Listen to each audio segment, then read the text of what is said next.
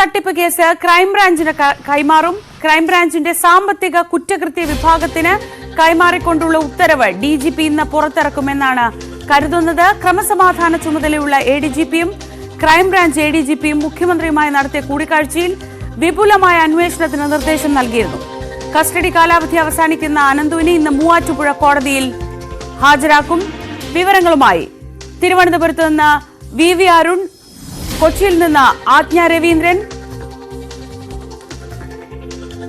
മലപ്പുറത്ത് നിന്നും നിരവധി പരാതികൾ നിലമ്പൂരിൽ നിന്ന് പ്രത്യേകിച്ചും ഉയരുന്ന സാഹചര്യത്തിൽ മലപ്പുറത്ത് നിന്ന് CV അനുമോദ് വിവരങ്ങളുമായി ചേരുന്നു. ആദ്യം VV അരുണിലേക്ക്.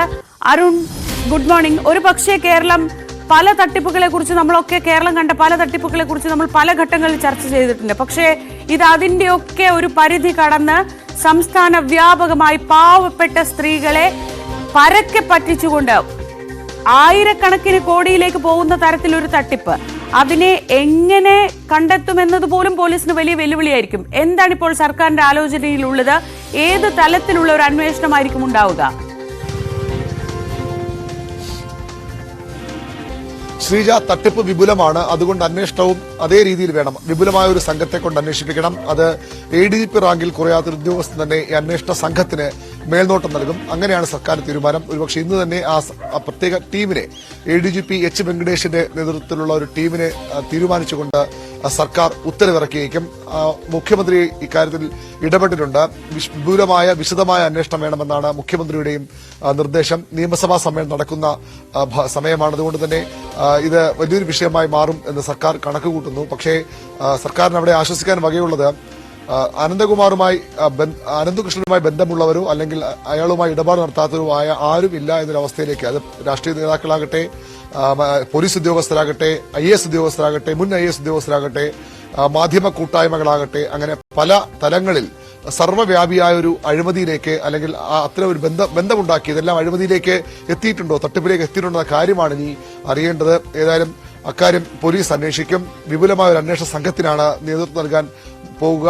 ഇത് സാമ്പത്തിക തട്ടിപ്പ് അന്വേഷിക്കുന്ന വിഭാഗം അന്വേഷിച്ചാൽ മതി എന്നൊരു നിലപാട് ആദ്യം പോലീസ് ഉദ്യോഗസ്ഥർക്കുണ്ടായിരുന്നു. പക്ഷേ അത് പോരാ.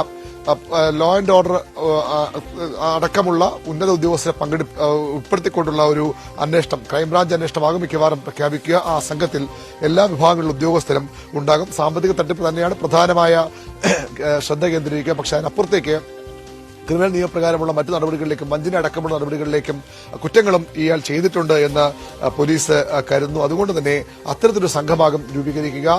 സായിഗ്രാമിന്റെ പ്രധാനപ്പെട്ട ആളായ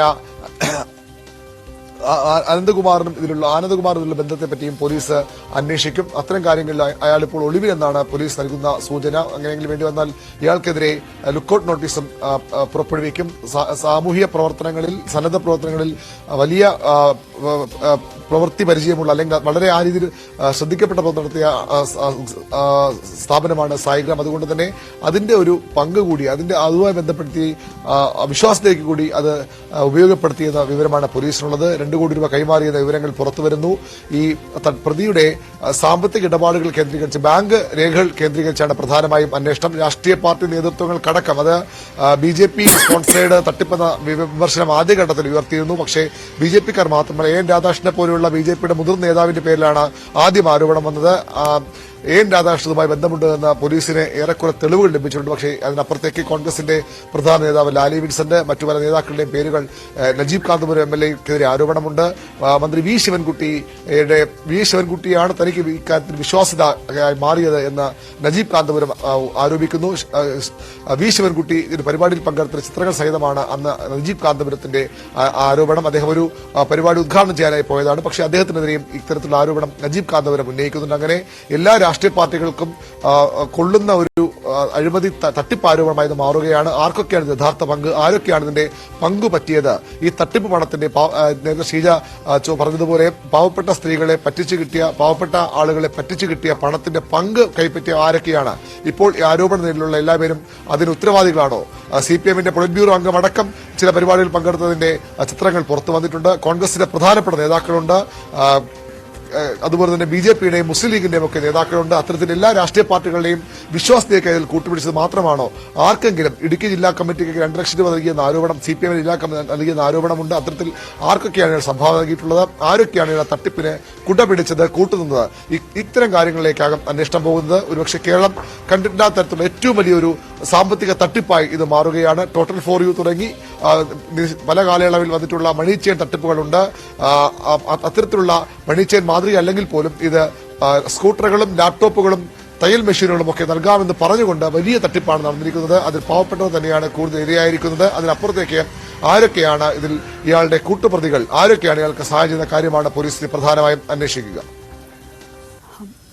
അരുണാണ് വിവരങ്ങൾ നൽകിയത്. DGP-യുടെ ഭാഗത്തുനിന്ന് ഇന്ന് ഉത്തരവ് ഉണ്ടാകുമെന്നാണ് പ്രതീക്ഷിക്കുന്നത്. പാതിവില തട്ടിപ്പ് കേസ് അന്വേഷിക്കാൻ ക്രൈംബ്രാഞ്ചിനുള്ള നിർദ്ദേശം ഇന്ന് പുറത്തിറങ്ങും. സാമ്പത്തിക കുറ്റകൃത്യ വിഭാഗമായിരിക്കും അന്വേഷിക്കുക.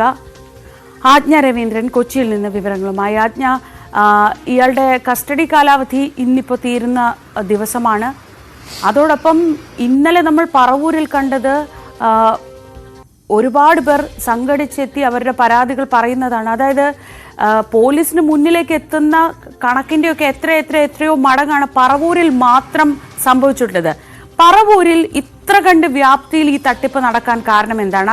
അതിൻ്റെ ഒരു ആ തട്ടിപ്പിന്റെ ഒരു യാത്ര എങ്ങനെയായിരുന്നു പറവൂർ ഭാഗത്ത് നടന്നിട്ടുള്ളത്? എറണാകുളം ജില്ലയുടെ മറ്റ് ഭാഗത്ത് പരാതികൾ അങ്ങനെ ആ തരത്തിൽ ഉയരുന്നുണ്ടോ?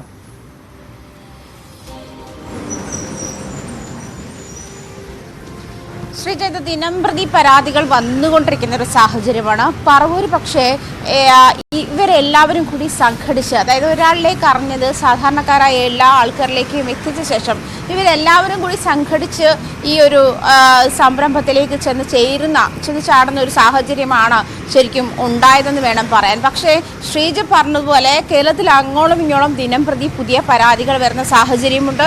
അതുപോലെ 1000 കോടിയിലധികം തട്ടിപ്പ് കടന്നു എന്ന് പറയുമ്പോഴും 100-ലധികം പരാതികൾ ദിനംപ്രതി വന്നുകൊണ്ടിരിക്കുന്ന ഒരു സാഹചര്യം കൂടി ആയിട്ട് പോലും ഇത്രയും വലിയ, അതായത് ഇത്രയും വലിയ കോടിക്കണക്കിന് രൂപയുടെ തട്ടിപ്പായിട്ട് പോലും അത് ക്രൈംബ്രാഞ്ച് അന്വേഷിക്കാത്തത് എന്ത് എന്നുള്ളൊരു ആശങ്ക കൂടി അവർക്ക് ബാക്കിയാകുന്നുണ്ട്. കാരണം 1 കോടി രൂപയ്ക്ക് മേലെയുള്ള സാമ്പത്തിക തട്ടിപ്പാണെങ്കിൽ ക്രൈംബ്രാഞ്ചിന്റെ ജില്ലാ സാമ്പത്തിക അന്വേഷണ വിഭാഗവും, അതുപോലെ അത് 5 കോടിക്ക് മേലെയാണെങ്കിൽ സംസ്ഥാന ക്രൈംബ്രാഞ്ചിന്റെ സാമ്പത്തിക അന്വേഷണ വിഭാഗവുമാണ് അന്വേഷിക്കേണ്ടത്. ആ ഒരു സാഹചര്യം കൂടി കണക്കിലെടുക്കുമ്പോൾ ഇപ്പോൾ ക്രൈംബ്രാഞ്ചിന് വിട്ടു എന്നുള്ള ഒരു സാഹചര്യത്തിൽ പലയിടത്തും പോലീസ് കംപ്ലൈന്റ് സ്വീകരിക്കാത്ത ഒരു സാഹചര്യം കൂടിയുണ്ട്, അല്ലെങ്കിൽ അതിൽ പരാതികളിൽ കേസെടുക്കാത്ത ഒരു സാഹചര്യം കൂടിയുണ്ട്. ഈ പറവൂരിലെ ഒഴുക്ക് അതായത് പരാതികളുടെ ഒഴുക്ക് വളരെ വലുതായിരുന്നു. ആ ഒരു സാഹചര്യത്തിൽ ഇത്രയും വലിയ അത്രയും ബൾക്കായി പരാതികൾ വന്നിരുന്നു എന്നുള്ള ഒരു കാര്യം കൂടി, അതായത് ഇത് അറിഞ്ഞപ്പോൾ തന്നെ ആ ഭാഗത്തുനിന്നും പരാതികൾ രജിസ്റ്റർ ചെയ്ത് തുടങ്ങിയിരുന്നു എന്ന് വേണം മനസ്സിലാക്കാൻ. പക്ഷെ പറവൂർ മാത്രമാണോ ഈ ഒരു ഇന്റൻസിറ്റി ഉള്ളത് എന്നുള്ള കാര്യം സംശയമുണ്ട്. കാരണം മൂവാറ്റുപുഴയിൽ വലിയ പരാതികളുടെ കെട്ട് തന്നെയായിരുന്നു, ഇടുക്കിയിൽ അങ്ങനെ ആയിരുന്നു. അപ്പോൾ പരാതികൾ, അതായത് ഈ വലിയ കൂട്ടം ആളുകൾക്ക് തട്ടിപ്പ് സംഭവിച്ചത് പറവൂരിൽ മാത്രമല്ല. പക്ഷേ പറവൂരിൽ നിന്നും നിരവധി പരാതികൾ വന്നുകൊണ്ടേയിരിക്കുന്നുണ്ട്. അവർ സംഘടിക്കുന്നുണ്ട്. അവരുടെ പണം തിരികെ വാങ്ങണമെന്നുള്ള ആവശ്യത്തോടു കൂടി, പണം തിരികെ കിട്ടണമെന്നുള്ള ആവശ്യത്തോടു കൂടി രംഗത്തിറങ്ങിയിട്ടുമുണ്ട് എന്ന് വേണം മനസ്സിലാക്കാൻ. അതുപോലെ തന്നെ അനന്തകൃഷ്ണന്റെ കസ്റ്റഡി കാലാവധി ഇന്ന് അവസാനിക്കുകയാണ്. പക്ഷേ തെളിവെടുപ്പിന് പരാതികൾ നീണ്ടുവരുന്ന ഒരു സാഹചര്യത്തിൽ ഒരുപക്ഷെ കസ്റ്റഡി കാലാവധി പോലീസ് നീട്ടി ചോദിച്ചേക്കാം എന്നുള്ള സാഹചര്യം കൂടി നിലവിലുണ്ട്. കഴിഞ്ഞ ദിവസമാണ്, ഇന്നലെയാണ് അനന്തകൃഷ്ണനെ അദ്ദേഹത്തിന്റെ ഫ്ളാറ്റിലും മറ്റ് ചിലയിടങ്ങളിലുമായി കൊണ്ടുപോയി തെളിവെടുപ്പ് നടത്തിയത്. ശ്രീജ, ആജ്ഞയാണ് കൊച്ചിയിൽ നിന്ന് വിവരങ്ങൾ നൽകിയത്. ഇനി മലപ്പുറത്ത് നിന്ന് CV അനുമോദ് കൂടി ചേരുന്നുണ്ട്. അനുമോദ്, ഇന്നലെ നിലമ്പൂർ ഭാഗത്തു നിന്നാണ് ഒരുപാട് പരാതികൾ ഇങ്ങനെ വരുന്നത്. ഏതെങ്കിലും ഒരു 1-2 പേരെ വിശ്വസിപ്പിക്കുകയും അവർ ബാക്കിയുള്ളവരോട് ഞങ്ങൾക്ക് കിട്ടിയെന്ന് പറയുകയും, അതാണെന്ന് തോന്നുന്നു പൊതുവെ ഈ കേരളത്തിലുടനീളം ഈ തട്ടിപ്പിന്റെ സ്ട്രാറ്റജി ഉണ്ടായിട്ടുള്ളത്. നിലമ്പൂരിൽ എത്ര കണ്ട ആളുകൾക്ക് ഈ തരത്തിൽ പൈസ നഷ്ടപ്പെട്ടിട്ടുണ്ട്? ഇവരെല്ലാം പോലീസിലേക്ക് എത്താൻ അല്ലെങ്കിൽ പരാതിയുമായി അധികൃതരെ സമീപിക്കാൻ തയ്യാറാണോ?